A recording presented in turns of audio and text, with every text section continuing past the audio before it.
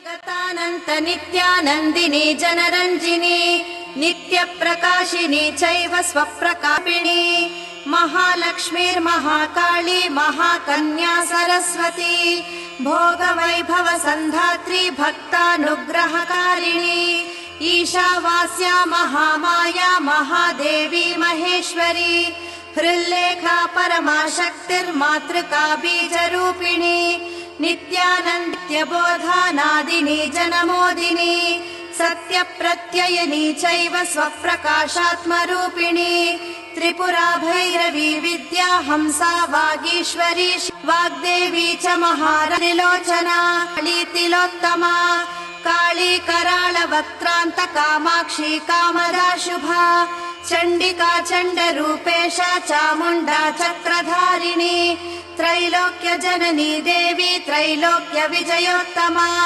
लक्ष्मीः क्रिया लक्ष्मीर्मोक्ष लक्ष्मीः प्रसादिनी उमा भगवती दुर्गा चान्द्री दाक्षायणी शिखा प्रत्यङ्गिराधरा वेला लोकमाता हरिप्रिया।